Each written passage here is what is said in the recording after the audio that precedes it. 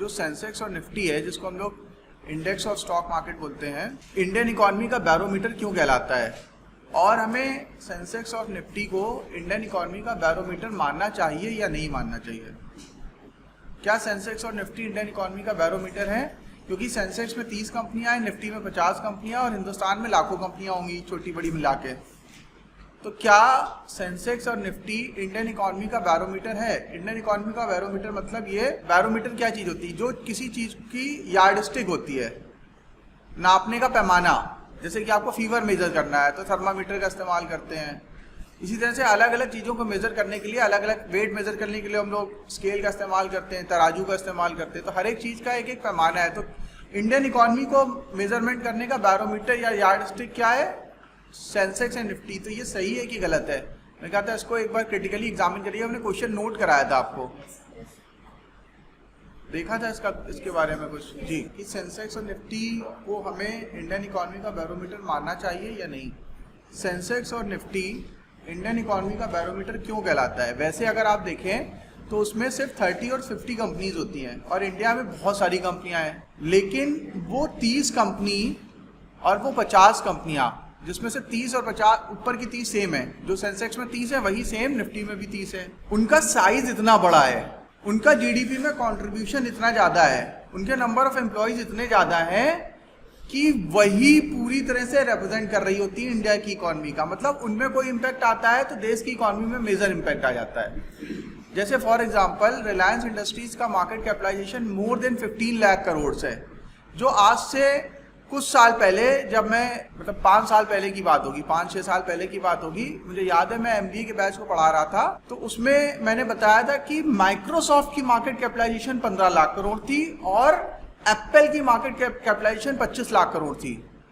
अब माइक्रोसॉफ्ट की capitalisation, market capitalisation पे टीसीएस आ गया है, और रिलायंस इंडस्ट्री उससे भी आगे निकल गया है। ऑफ कोर्स माइक्रोसॉफ्ट और एप्पल भी आगे निकल गए हैं, ठीक है, तो अभी गैप है, लेकिन जिस मार्केट कैपिटलाइजेशन पे एक समय माइक्रोसॉफ्ट और एप्पल होते थे, उस मार्केट कैपिटलाइजेशन पे आज की तारीख में रिलायंस इंडस्ट्री और टीसीएस आ गए हैं। इतनी बड़ी साइज की ये कंपनियां बन गई हैं।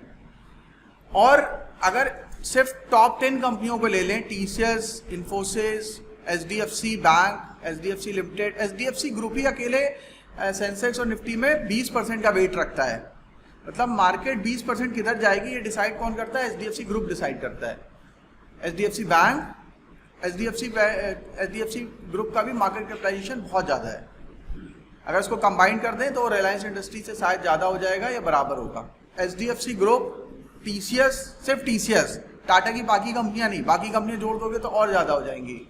TCS, Infosys, ICICI, HUL, ITC, ये जो टॉप 10 कंपनियां हैं, ये मिलके इतना ज़्यादा मेजर, अगर हिंदुस्तान में टोटल अगर हम जीडीपी देखें इंडिया का तो लगभग $3 ट्रिलियन है, और इन जो स्टॉक मार्केट की जो बड़ी कंपनियां हैं वही उसका 90-80% होल्ड करती हैं। तो टोटल इकोनॉमी का अगर 80-90% की मार्केट कैपिटलाइजेशन इन्हीं के पास है, तो इसलिए हम लोग उनको इंडियन इकोनॉमी का बैरोमीटर मान लेते हैं, ठीक है, क्योंकि सारी चीज़ें वही गवर्न कर रही हैं। नंबर ऑफ कंपनीज बहुत कम है, लेकिन दखलंदाजी बहुत ज़्यादा है। जैसे कि दुनिया के जो टॉप 100 रिचेस्ट पर्सन हैं, अगर उनकी वेल्थ को कंबाइन कर दिया जाए तो पूरी दुनिया की वेल्थ का 30-40% वही गवर्न करते हैं, होल्ड करते हैं। यानी कि 2% पॉपुलेशन दुनिया की नियर अबाउट आधी वेल्थ को होल्ड करती है, बाकी पूरी दुनिया रिमेनिंग में काम कर रही है। इतना ज़्यादा डिस्पैरिटी है, ठीक है, ये चीज़ पता होनी चाहिए थी। ये क्वेश्चन जो है वो सिविल सर्विसेज तक में आ सकता है, बहुत इंपॉर्टेंट क्वेश्चन है। कहीं पे भी एमबीए में भी आता है और डिफरेंट कॉम्पिटिटिव एग्जाम्स में पूछा जाता है, हर जगह आ सकता है ये। बीबीए, एमबीए सभी जगह, सभी कोर्सेज के लिए इक्वली इंपॉर्टेंट है ये। तो हम लोगों ने अभी तक बात कर ली है एनएससी बीएससी के बारे में, मनी कंट्रोल देख लिया था हम लोग ने। मनी कंट्रोल के कुछ और फीचर्स देख लेते हैं, आगे कंटिन्यू करते हैं। कि आप मार्केट को अगर आपको रीड करना है तो आपके पास प्रॉपर आज मार्केट क्या चल रही है, यहाँ पे दिख रहा है निफ्टी -200 पॉइंट, 1.25% डाउन है। 1% डाउन एक सिग्निफिकेंट इम्पैक्ट होता है, ठीक है। 1-2% अगर गिरना, तो अगर 1% मार्केट गिरा और आपके पास मान लो स्टॉक मार्केट में 1 लाख का एक्सपोजर है, तो अब आपकी वैल्यू 99,000 बचेगी, 1,00,000 का आपको लॉस होने लगेगा। ऐसे आप समझ सकते हैं, ठीक है। तो अभी मार्केट जो है 1.25% डाउन है, BSE और सेंसेक्स लगभग 1.25% डाउन है, बैंक निफ्टी भी लगभग उतना ही डाउन है, मिड कैप लगभग 1% डाउन है, BSE कैपिटल गुड्स क्या होते हैं, बड़ी बड़ी मशीनरें, ठीक है, और BSE मेटल सबसे ज़्यादा डाउन है। अगला इंपॉर्टेंट सोर्स है इंफॉर्मेशन कलेक्ट करने का, टिकर टेप। इसको हम लोग टिकर भी बोलते हैं, टिकर अलग आता है, टिकर टेप अलग आता है। ये स्क्रीनर्स होते हैं, स्टॉक स्क्रीनर्स, यहाँ पे रिसर्च करने के लिए काम आता है ये। तो फंडामेंटल रिसर्च जो करते हैं, यानी कि जब आप फंडामेंटल एनालिस्ट मॉड्यूल कोर्स करेंगे या उसका एग्जाम देंगे तो उससे हेल्प मिलती है। यहाँ पे ऊपर सारे स्टॉक्स का टिकर चलता है, यहाँ पे सर्च में जाके आप कुछ भी सर्च कर सकते हैं। जैसे for example Reliance industries search करते हैं तो आपको रिलायंस इंडस्ट्रीज का पूरी डिटेल, ये आज का चार्ट मिल रहा है, ठीक है, 1 डे, 1 वीक का भी चार्ट आप ले सकते हैं यहाँ से, ठीक है, ये 1 वीक का चार्ट है, 1 मंथ का ले सकते हैं। 1 मंथ में आपको बता देगा लो और हाई क्या है। देखिए 1 मंथ का लो है 2300 और हाई है 2800, काफ़ी डिफरेंस है। देखिए यहाँ से और यहाँ पहुँच गया ये, इसीलिए मुकेश अंबानी फिर से नंबर 1 हो गए। अभी आया था कि अदानी को पीछे छोड़ दिया है मुकेश अंबानी ने। तो ये स्टॉक प्राइस पे डिपेंड करता है, जब स्टॉक क्रैश कर जाता है तो कोई दूसरा बन जाता है, स्टॉक प्राइस के मूवमेंट पे चलता है। और आपको शायद नहीं पता होगा कि 2008 में जब अमेरिका में सब प्राइम क्राइसिस आया था, उसके पहले मुकेश एंड अनिल अंबानी वर्ल्ड के रिचेस्ट बन चुके थे। उस समय रिलायंस इंडस्ट्री का भाव 3,000 रुपये टच। 1 ईयर में देखते हैं क्या होता है। 1 ईयर का देखिए लो और हाई, ज़्यादा फर्क नहीं है। 1 ईयर और 1 मंथ में बहुत ज़्यादा फर्क नहीं है, 2800 का ही हाई है, ठीक है। तो 1 ईयर का हाई है 2800 का और 1 ईयर का लो है 2000 का। अब यहाँ पे आप ये भी देख सकते हैं कि कितनी तारीख को ऐसा हुआ है। ग्राफ में जब आप कर्सर लेके जाएंगे तो वो कर्सर आपको ये बता देगा किस पॉइंट ऑफ टाइम पे इस कंपनी में लाइफ टाइम लो लगा है या 1 ईयर का लो लगा है, ठीक है। इस पर्टिकुलर लेक्चर में हम आज ये समझ रहे हैं कि हम लोग स्क्रीनर का कैसे इस्तेमाल करते हैं। तो टिकर टेप पे हम लोग पहुंचे, टिकर टेप पे हमने 1 ईयर पे क्लिक कर दिया। 1 ईयर पे क्लिक करने के बाद यहाँ पे हमें इसका हाई दिखा रहा है, 2800 का हाई है, 2000 का लो है। आगे इसमें बहुत सारी और यूजफुल इंफॉर्मेशन हैं, जैसे कि P ratio, P B ratio, dividend yield, sector P, sector P B और डिविडेंड यील्ड क्या क्या होता है, सबको एक 1 बाय 1 समझते हैं। पी रेशियो होता है price to earning ratio, note करते रहिएगा, ये बहुत इंपॉर्टेंट है, स्टॉक मार्केट की जान है ये NISM fundamental module, analyst module में ये सारी की सारी चीजें आती हैं, बाकी नॉर्मल में भी आती हैं। पी रेशियो एक ऐसा रेशियो है जिससे हमें ये पता चलता है कि स्टॉक हमारा कितना एक्सपेंसिव है और क्या हमें इसको खरीदना चाहिए। इसकी वैल्यूएशन के बारे में एक रफ आइडिया मिल जाता है, इसकी वैल्यूएशन कैसी है। जैसे सेक्टर पी है 14 का, देखिए यहाँ पे स्क्रीन पे आप देखेंगे, अपने मोबाइल की स्क्रीन पे या प्रोजेक्टर की स्क्रीन पे देखेंगे कि सेक्टर पी 14 चल रहा है, बट पी रेशियो चल रहा है 31 का, ठीक है। तो इससे ये पता चल रहा है कि सेक्टर से ये लगभग दुगना महंगा है, मतलब रिलायंस इंडस्ट्री की वैल्यूएशन काफ़ी हाई है बाकी सारे कॉम्पिटिटर की तुलना में। दूसरा P B ratio, price to book ratio, मतलब ये अपने बुक वैल्यू का लगभग 2.5 गुना पे ट्रेड कर रहा है। तो अगर रिलायंस इंडस्ट्री की बुक वैल्यू क्या होती है, आप लोग ने अकाउंट्स में पढ़ा होगा, बुक वैल्यू क्या चीज़ होती है, कुछ रफ आइडिया देंगे बुक वैल्यू। बाकी सारे लोग क्या अरबी फारसी पढ़ के आए हैं, अकाउंट पढ़ी है सबने, अभी भी पढ़ी होगी, ग्रेजुएशन में पढ़ी होगी, इसके पहले आप। बुक वैल्यू का मतलब ये होता है कि आप कंपनी की सारे एसेट्स को बेच देंगे, सब कुछ बेच देंगे तो इतना पैसा खाली है बुक कंपनी के पास, की वैल्यूएशन ये है कंपनी की बुक वैल्यू। असेट लाइबिलिटी को एडजस्ट करने के बाद जो बचेगा, ठीक है, रियल कॉस्ट, उसकी रियल वैल्यू, ठीक है, उसको बुक वैल्यू कहते हैं। तो बुक वैल्यू का 2.5 गुना प्राइस है, प्राइस टू बुक, यानी कि अगर 1000 रुपए की बुक वैल्यू है तो उसका शेयर प्राइस 2500 चला है, तो यानी कि हम उसकी बुक वैल्यू का 2.5 गुना पे कर रहे हैं रिलायंस इंडस्ट्री का शेयर खरीदने के लिए, ठीक है। इससे एक ही आइडिया लग गया। डिविडेंड यील्ड इसकी बहुत कम है। आईटीसी की डिविडेंड यील्ड देखेंगे तो 4 to 5% आएगा, एफडी के बराबर। यानी कि अगर आपने 1 लाख रुपए रिलायंस इंडस्ट्री में इन्वेस्ट किए तो आपको 0.25% का डिविडेंड मिलेगा साल का, यानी कि लगभग 250 रुपए। और अगर आपने आईटीसी में 1 लाख रुपए इन्वेस्ट किया, उसमें 5% की डिविडेंड यील्ड है, लेट अस अज्यूम, तो 5% का मतलब आपको 1 लाख का 5% यानी 5,000 रुपए का डिविडेंड यील्ड मिलेगा। ठीक है, तो डिविडेंड यील्ड का मतलब ये कि जितना पैसा आपने लगाया है उस पर 1%, 2%, 5% क्या रिटर्न मिल रहा है। ठीक है, जैसे यील्ड, एफडी की यील्ड निकालते हैं, बॉन्ड्स की यील्ड निकालते हैं, तो वो यील्ड है, कितना आपको रिटर्न मिल रहा है। ठीक है, सेक्टर डिविडेंड 1.5% का, यानी कि सेक्टर से कम डिविडेंड दे रहा है ये। क्यों कम दे रहा है डिविडेंड? क्योंकि ये क्या करता है, री इन्वेस्ट कर देता है प्रॉफिट को। डिविडेंड क्या होता है? डिविडेंड हिंदी में कहते हैं लाभांश। तो जितना कंपनी प्रॉफिट करती है, वो जो पैसा होता है वो अपने सारे शेयर होल्डर में कंपनियां डिस्ट्रीब्यूट कर देती हैं, उसको डिविडेंड कहते हैं। बहुत इंपॉर्टेंट फिनोमिना है। लेकिन जो अच्छी कंपनियां होती हैं वो डिविडेंड को री इन्वेस्ट कर देती हैं।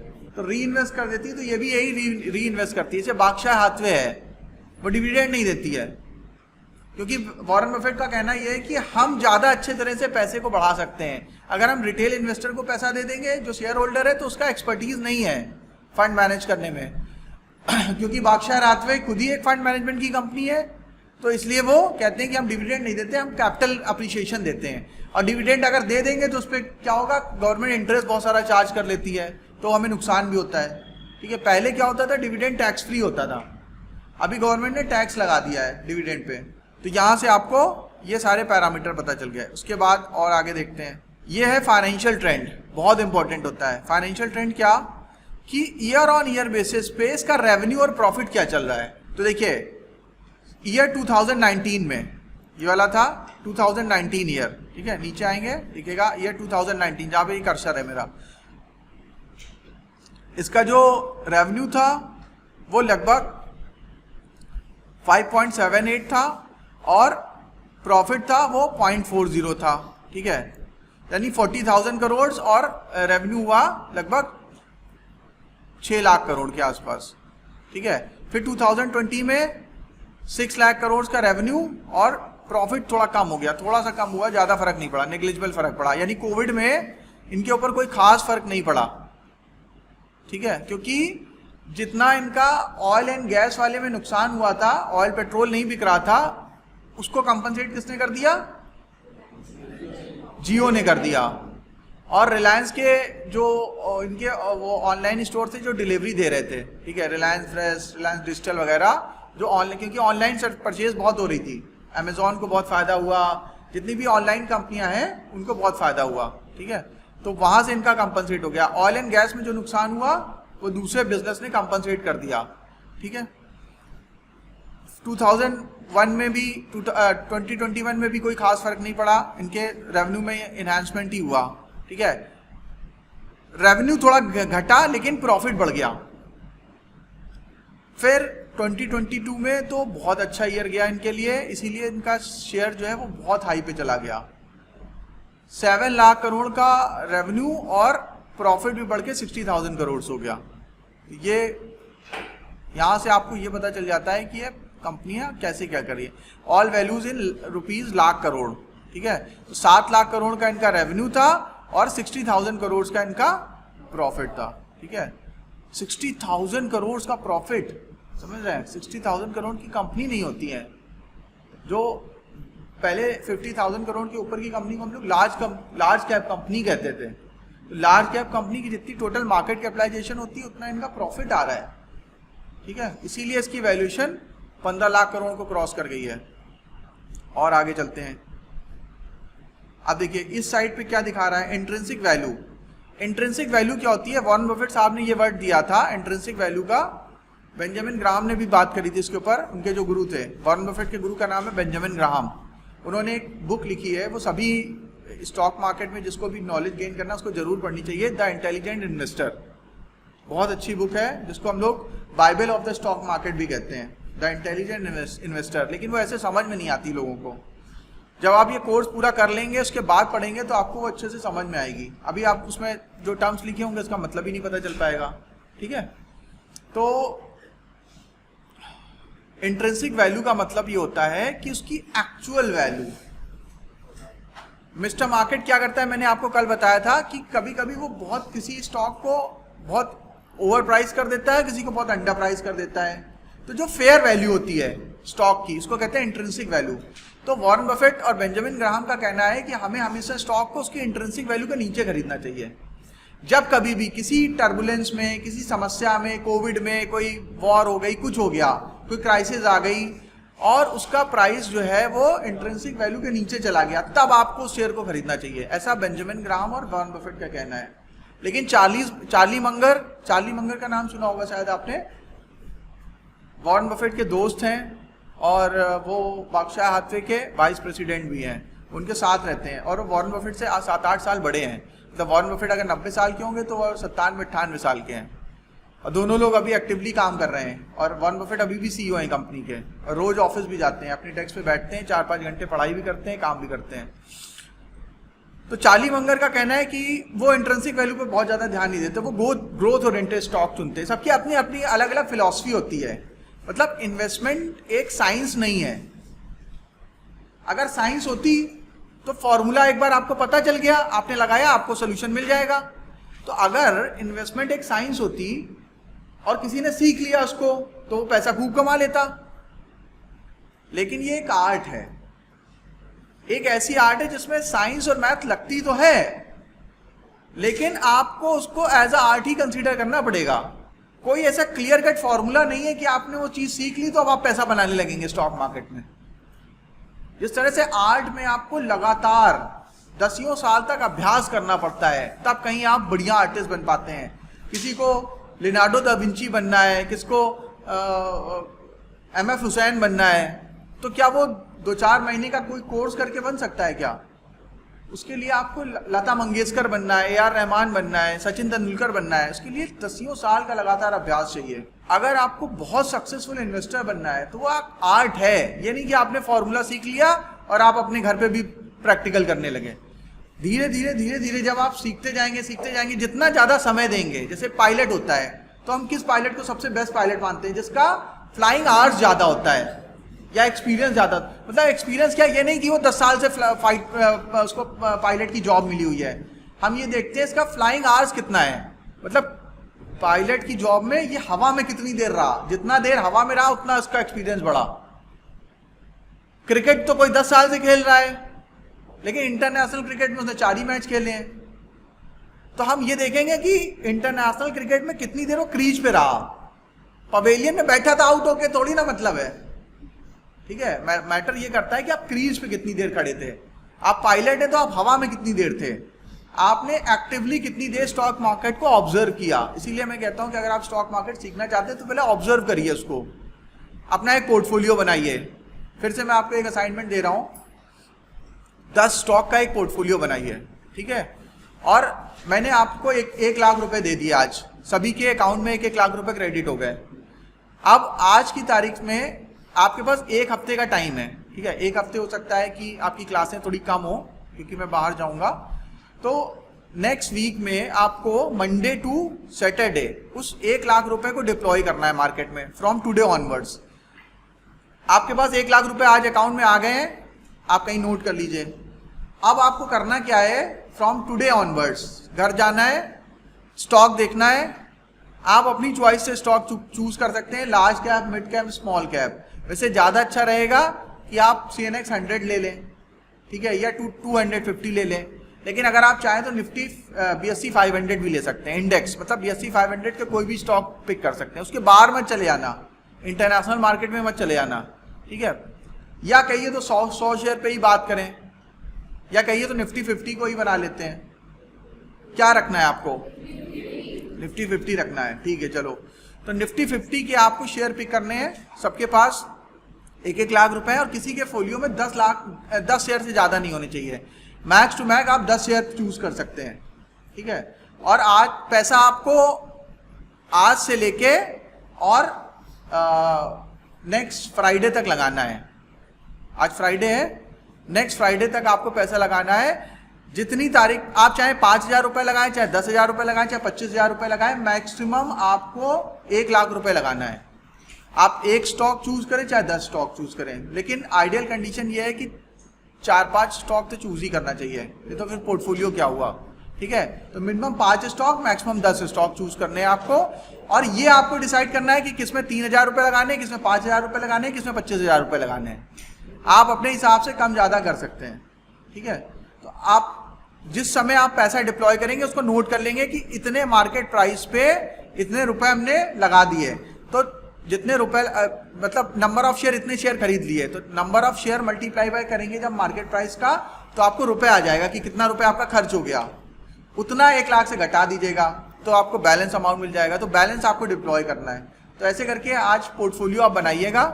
ठीक है, आज के आज ही खत्म कर दो, अच्छा लगा के खत्म करके मुझे अपना पोर्टफोलियो व्हाट्सएप पे भेज देना आज की तारीख में 3:15 बजे, 3:30 बजे मार्केट बंद होती है, उसके पहले पैसा इन्वेस्ट करके 1 लाख रुपए आप मुझे फोलियो भेज देता। देखते हैं नेक्स्ट फ्राइडे तक कौन विनर होता है। ठीक है, अगले फ्राइडे को फिर हम विनर डिक्लेयर करेंगे कि किसने सबसे अच्छा स्टॉक पिकिंग किया। आगे बढ़ते हैं, और क्या क्या पैरामीटर आपको चूज करने होंगे जब आप ये एक्सरसाइज करेंगे, किन किन पैरामीटर पे चूज करेंगे। तो इंट्रिंसिक वैल्यू हो गई, फिर आएगा आपका रिटर्न आरओई का मतलब होता है return on investment versus FD. मतलब अगर आपने इस पर्टिकुलर शेयर में इन्वेस्टमेंट किया और एफडी में किया, तो अगर आपने किसी ऐसे शेयर में इन्वेस्ट कर दिया जिसमें एफडी से भी कम रिटर्न आया, तो फिर फायदा क्या। ठीक है, क्या फायदा इन्वेस्टमेंट करने का, इससे अच्छा एफडी कर लेते, चुपचाप बैठते, क्यों टाइम बर्बाद करते हैं। ठीक है, तो आपको करना क्या है कि आरओई वर्सेस एफडी में ये चेक करना होता है कि क्या मेरी इक्विटी इन्वेस्टमेंट मुझे एफडी से बढ़िया रिटर्न दे रही है। अगर दे रही है तभी इक्विटी में इन्वेस्टमेंट करना है, अगर नहीं दे रही तो बेकार है। तो इसका मतलब ये है कि इसने ग्रीन सिग्नल मतलब इसने एफडी से काफी अच्छे रिटर्न्स बनाए हैं। रेड का मतलब कि सेटिस्फाई नहीं कर रहा है, और ग्रीन का मतलब कर रहा है।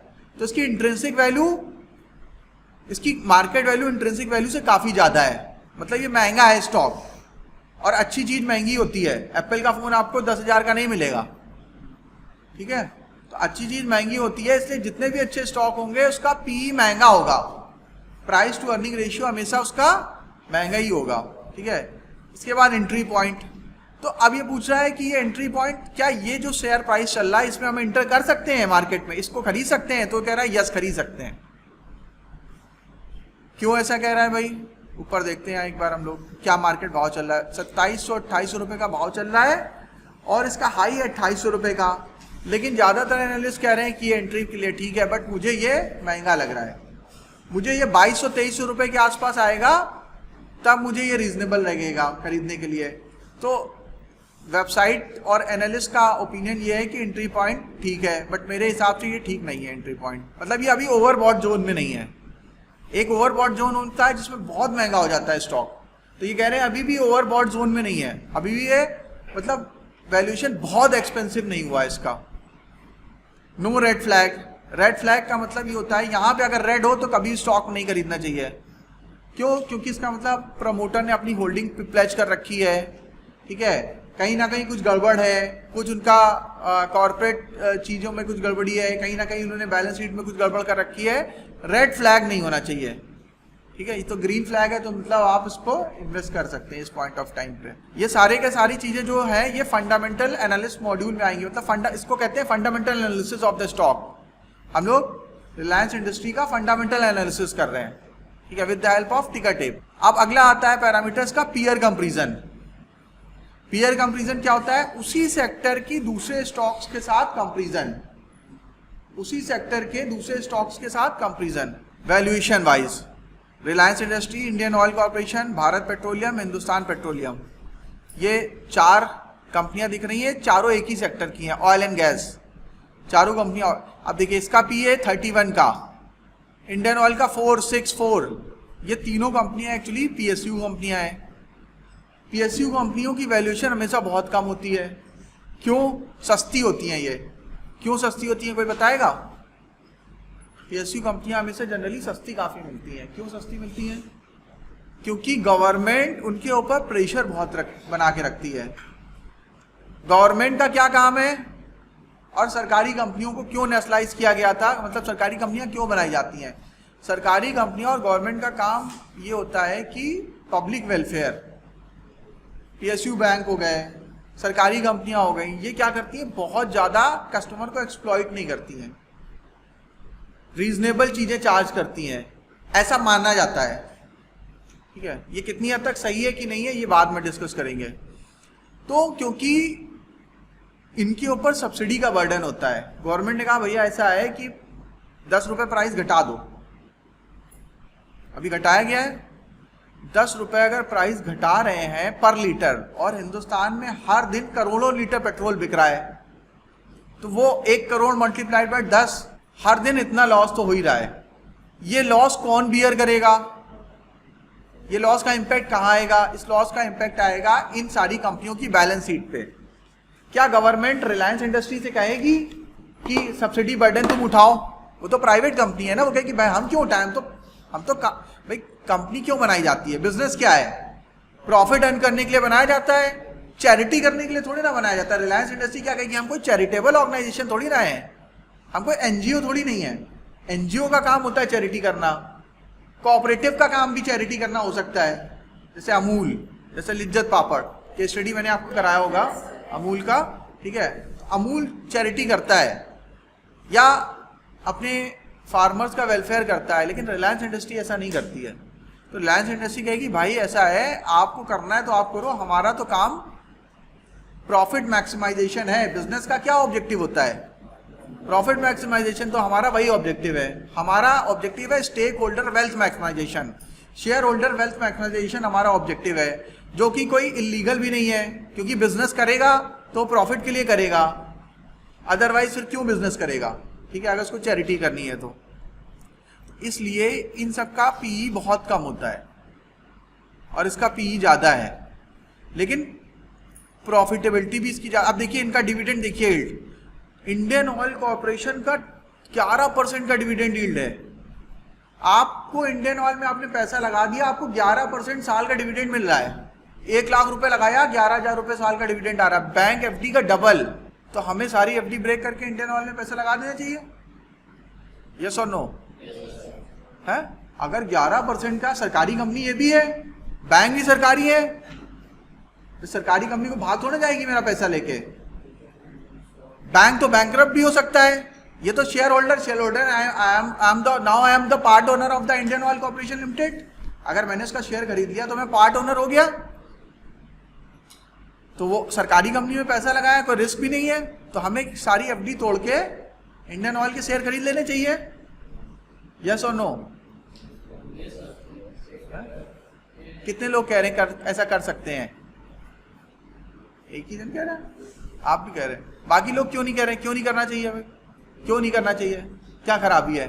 इसको समझने के लिए हम इसके ऊपर चलते हैं आगे, इसका स्टॉक प्राइस देखते हैं, इसका चार्ट देखते हैं, तब हमें समझ में आएगा कि हमें ऐसा क्यों करना चाहिए या नहीं करना चाहिए। 1 ईयर का चार्ट देखो, 5 ईयर का चार्ट, ये इसका 5 ईयर का चार्ट है। चार्ट दिख रहा है सबको? देखिए, इसका नहीं दिख रहा तो सुनते जाइए, वैसे ऑन कर लीजिए, अभी आ जाएगा, कुछ सेकंड्स में आ जाएगा। इसका हाई है 231 का और लो है 71 का, अभी प्राइस चल रहा है 117, यानी कि 5 साल के पहले ये 213 रुपए का चलता था, अभी 117 रुपए का हो गया है। तो जिसने अगर 1 लाख रुपए लगाए होंगे इंडियन ऑयल में, उसके कितने पैसे बचे होंगे? अरे अप्रॉक्स 50,000। यार आप लोग आंसर नहीं करते, इतना बेसिक चीज का आधा हो गया ना लगभग, अप्रॉक्स। ठीक है, तो आप 10% का डिविडेंड लेंगे कि 50% की वैल्यूएशन खत्म करेंगे, कैपिटल इरोड करेंगे? बात समझ में आई कि नहीं आई? गवर्नमेंट उससे फोर्सफुली डिविडेंड तो वसूल ले रही है, लेकिन उसके चक्कर में उसका कैपिटल इरोड हो रहा है। 10% का डिविडेंड मतलब प्लस सब्सिडी बर्डन, जो भी गवर्नमेंट दाम कम करती है उसको कौन झेलता है? उसका घाटा जो होता है कौन झेलता है? क्योंकि गवर्नमेंट अपना टैक्स कम नहीं करती है, गवर्नमेंट बहुत चालाक है। गवर्नमेंट वैट भी तो कम कर सकती है, 10% वैट कम कर दे, पेट्रोल प्राइस सस्ता हो जाएगा, लेकिन गवर्नमेंट वैट नहीं कम करती है, वो प्राइस कम करती है और कहती है जितना लॉस हो रहा है वो सब्सिडी दे दो ऑयल मार्केटिंग कंपनियों को। तो उनकी, क्योंकि वो गवर्नमेंट ऑफ इंडिया की कंपनी है, तो उनको उनकी बात माननी पड़ेगी। तो इससे क्या होता है, उनकी बैलेंस शीट खराब होती है। और प्लस जो प्रॉफिट आ रहा है उससे 10% डिविडेंड भी ले लिया, क्योंकि गवर्नमेंट को पैसा चाहिए होता है। इधर कोविड में बहुत पैसा चाहिए गवर्नमेंट को, 150 करोड़ लोगों को फ्री में अनाज, कितने सारे करोड़ों बच्चों को फ्री में शिक्षा, कितने सारे हॉस्पिटल्स में फ्री में इलाज, पूरी दुनिया में फ्री में वैक्सीनेशन। अपने देश में तो दिया पूरी दुनिया में बांट रहे हैं। ठीक है, ये सब पैसा कहाँ से आ रहा है? तो ये सारा का सारा जो है गवर्नमेंट का रेवेन्यूज क्या सोर्स है, इनकम टैक्स, और ये जो वैट कलेक्शन जीएसटी कलेक्शन, तो गवर्नमेंट उस पर कॉम्प्रोमाइज नहीं करती है।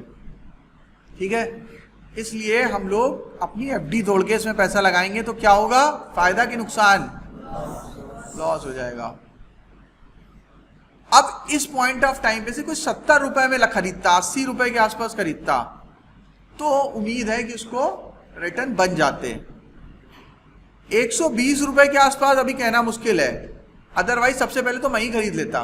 मेरी खुद हिम्मत नहीं पड़ रही है, वैल्यूएशन तो उसकी बहुत सस्ती दिख रही है, मुझे 4 के पी पे दिख रहा है। 4 का पी बहुत अट्रैक्टिव है। पी का मतलब एक साल की अर्निंग का 4 गुना पे हमें शेयर मिल रहा है। 4P का मतलब ये है कि 1 साल की अर्निंग के 4 गुना पे, यानी कि अगर 22 रुपए उसका अर्निंग पर शेयर है तो हमें वो 22 4 नहीं 5 गुने के अर्निंग पे 100 रुपए के ऊपर चल रहा है ना, 110। ठीक है, तो लगभग 5 पी पे हमें मिल रहा है, 5 के पी पे मिल रहा है। तो 5 का पी बहुत अट्रैक्टिव, यानी कि हमें 5 साल की अर्निंग के बराबर का पूरी कंपनी मिल रही है। शेयर मिलना मतलब पूरी कंपनी मिलना, बहुत सस्ती है। रिलायंस इंडस्ट्री मिल रही है 35 गुना पे, 1 साल की अर्निंग के 35 टाइम्स पे हमें उसका शेयर या मिल रहा है। और कई सारी ऐसी कंपनियां हैं जिसका 100 टाइम, रिलैक्सो का 100 का पी चल रहा है, पीडीलाइट का 50 के ऊपर होगा, जुबलेंट फूडवर्क का 50 के ऊपर होगा, मतलब 50 गुने का पी पे चल रही, बहुत महंगी है। लेकिन एशियन पेंट्स बहुत महंगी होगी, बहुत महंगा पी होगा, चेक कर लेते हैं क्यों होगा ऐसा, उनका पी इतना महंगा क्यों है, एशियन पेंट का और पीडीलाइट इंडस्ट्री का, इन सब का पी रिलायंस इंडस्ट्री से भी महंगा क्यों है? क्या ये रिलायंस से भी बड़ी कंपनियां हैं? जैसे एशियन पेंट का चार्ट निकाला मैंने, पी देखिए 85 का पी चल रहा है इसका, ऐसा क्यों? 85 का पी चल रहा है, ये तो रिलायंस इंडस्ट्री से भी बहुत महंगा है। क्या रिलायंस से बड़ी कंपनी है, रिलायंस से ज़्यादा अच्छी कंपनी है क्या ये? देखिए एशियन पेंट, पीडीलाइट इंडस्ट्रीज क्या करती है बताएं किसी को? ब्रांड कौन से हैं उसके? और फेविकोल, फेविक्विक और पिडिटिन चूने में मिलाइए, मंचार रंग पाइए, और डॉक्टर फिक्सिट, एमसील, ये सारे के सारे जो प्रोडक्ट हैं इन सब की मोनोपोली है। आपको अगर कोई कभी भी अगर आपका पाइप लीक कर रहा है, आप उसके यहाँ जाएंगे, कहेंगे एमसील दे दो, वो आपको कोई दूसरी कंपनी का कुछ प्रोडक्ट देगा, आप कहेंगे नहीं वो एमसील ही चाहिए मुझे। फिर आप फेविकॉल लेने गए, फेविकॉल की जगह कोई दूसरा एडेसिव आपको दे देगा, आप उससे क्या कहते हैं, मुझे एडेसिव दे दो। आप दुकान पे जाते हैं, फेविकॉल मांगते हैं कि एडेसिव मांगते हैं? असली नाम क्या है प्रोडक्ट का? एडेसिव है। कोई एडेसिव बोलता है? तो हम उस प्रोडक्ट ने उस कैटेगरी को रिप्लेस कर दिया है, अब सब फेविकॉल मांगते हैं। वो दूसरी कंपनी का देगा, देखो दूसरा फेविकॉल ले लो फेविकॉल तो पीडीलाइट का ही है, दूसरा फेविकॉल का क्या मतलब है? ठीक है, इसी तरह से फेविस्टिक एक ही कंपनी की आती है, दूसरी कोई जल्दी लेगा भी नहीं। वो एक वो आता है, वो 5 रुपए का ट्यूब, वो पत्थर, लोहा, सोना, कांच सब जोड़ देता है। ठीक है, फेविक्विक। तो ये सारे के सारे प्रोडक्ट, दूसरा कभी देखा है कोई फेविक्विक फेविकॉल के अलावा? इवन इसके प्रोडक्ट इतने बढ़िया होते हैं कि इन्होंने क्या किया था, बच्चों के पेंट के कलर्स निकाले थे, बहुत बढ़िया कलर थे, तो लोगों ने क्या किया, खाने में मिलाना शुरू कर दिया, पीले रंग का रसगुल्ले में मिला दिया, लाल रंग किसी चीज में मिला दिया। मतलब वो इतने प्योर, इतने बढ़िया थे कि कोई साइड इफेक्ट नहीं था उसका, कलर्स का, इतने बढ़िया क्वालिटी के बनाए थे। तो पीडीलाइट ने कहा भाई ये सब गड़बड़ हो रहा है, उन्होंने अपने कलर्स, वो प्रोडक्ट ही बंद कर दिया बनाना। जबकि उनका क्या था, उन्होंने थोड़ी ना कहा था कि ये खाने में मिला दो तुम, लेकिन उनको जब पता चला इसका मिसयूज हो रहा है तो उन्होंने उस प्रोडक्ट को ही बंद कर दिया। इस तरह की जो ये कंपनियां होती है, एशियन पेंट्स, एशियन पेंट के पास हिंदुस्तान का डेकोरेटिव सेक्टर का 70% मार्केट है, यानी कि अगर कोई भी पेंट खरीदता है तो वो एशियन पेंट ही खरीदता है। और एशियन पेंट ने सुपर कंप्यूटर का इस्तेमाल तब से करने शुरू कर दिया था जब से हमें कंप्यूटर के बारे में भी नहीं पता कि कंप्यूटर क्या चीज होती है। आप इसका अगर केस स्टडी पढ़ेंगे तो। और इंडिया में बहुत ज्यादा टेक्निकली एडवांस कंपनी है ये एशियन पेंट। लोग सोचेंगे पेंट बनाने वाली कंपनी टेक्निकली एडवांस, ये सुपर कंप्यूटर्स का बहुत ज्यादा इस्तेमाल करती है। कंप्यूटर का इस्तेमाल पेंट बनाने वाली कंपनी क्यों करती है? उसको ये पता होता है कि हिंदुस्तान में किस एरिया में कौन सा ग्राहक कौन सा पेंट खरीदने वाला है। आप कैन यू इमेजिन, ठीक है, कि उनको ये पता है कि हमारे देश के किस कोने में कौन सी दुकान में कौन सा ग्राहक कौन सा पेंट खरीद। दुकानदार को नहीं पता है, डिस्ट्रीब्यूटर को नहीं पता है। उनके सुपर कंप्यूटर में हर एक दुनिया के सारी जगह का डेटा है और डिस्ट्रीब्यूटर खाली बस जाके गल्ले पे बैठ जाता है। उसको नहीं पता एशियन पेंट का कौन सा ट्रक आएगा, उसका वेंडर उतरेगा, वो वाला स्टॉक लगा देगा, पुराना वाला स्टॉक हटाना होगा तो हटा देगा, नहीं तो अपने आप बिक जाएगा। डिस्ट्रीब्यूटर को कुछ नहीं पता होता है, बस वो बैठा रहता है, पैसे गिनते रहता है, क्योंकि सारी टेक्नोलॉजी सारे डेटा एशियन पेंट्स के पास है। उसको पता है कि इस एरिया में ये वाला पेंट बिकेगा, वो वही वाला बेचते हैं और वही वाला बिकता है। तो आपके पास इतनी ज्यादा इंफॉर्मेशन होगी तो 85 का पीई तो लेंगे आप।